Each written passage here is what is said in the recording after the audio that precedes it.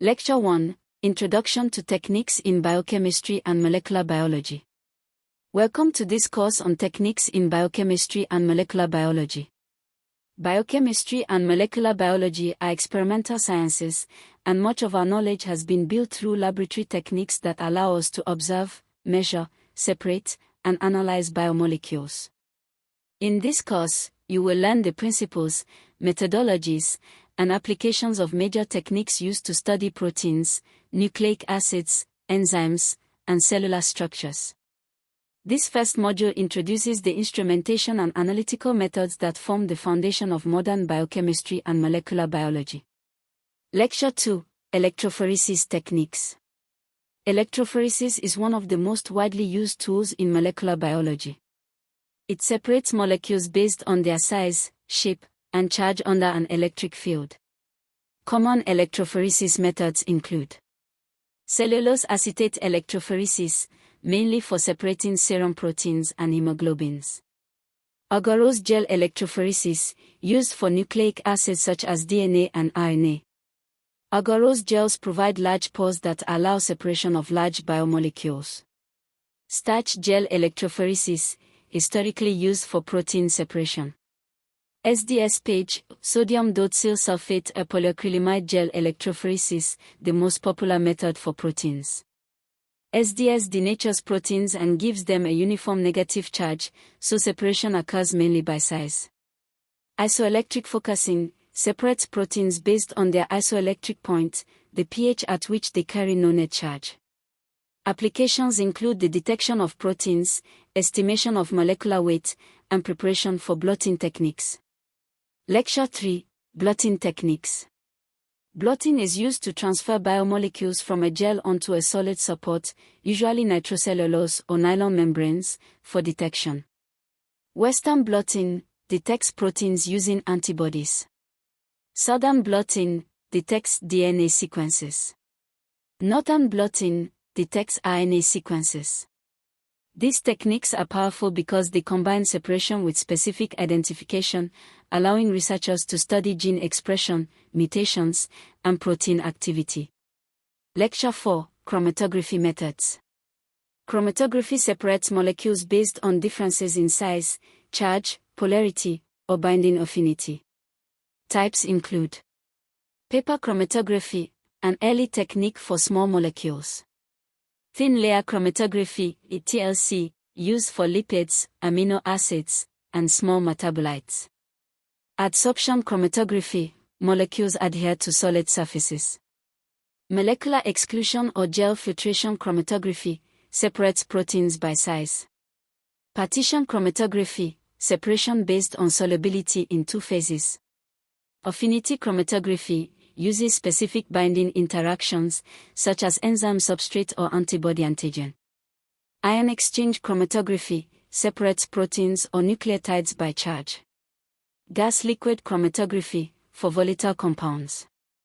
High-performance liquid chromatography, HPLC, highly precise, used for nucleotides, peptides, and drugs. Low-pressure chromatography, useful for routine protein purification. Chromatography is essential for purification, quantification, and structural analysis of biomolecules. Lecture 5, Spectroscopy Techniques. Spectroscopy allows scientists to measure the interaction of light with matter. Important techniques include spectrophotometry, measures absorbance at specific wavelengths, commonly used for DNA, RNA, and protein quantification. Turbidimetry and nephelometry, measure scattering of light, useful in immunoassays.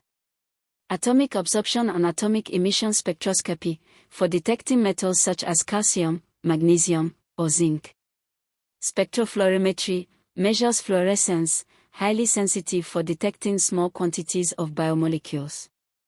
These methods are invaluable for detecting, quantifying, and analyzing biomolecules. Lecture 6, Centrifugation Methods.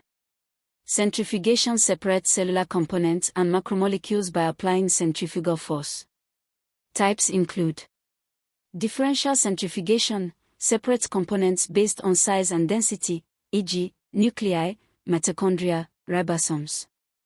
Density gradient centrifugation uses sucrose or cesium chloride gradients to separate organelles or nucleic acids with precision. Ultracentrifugation spins at extremely high speeds, allowing separation of proteins, viruses, and subcellular particles. Centrifugation is crucial for studying subcellular fractions and isolating specific biomolecules. Lecture 7: Radioisotope Techniques. Radioisotopes are used to trace, measure, and analyze biochemical processes. Nature of radioactivity: unstable isotopes emit radiation that can be measured. Applications: used in metabolic labeling, DNA sequencing, and immunoassays. ELISA, enzyme-linked immunosorbent assay, a non-radioactive but related method used in immunology to detect antigens or antibodies with high sensitivity. Radioisotope methods provide insights into molecular dynamics, biosynthesis, and diagnostic applications.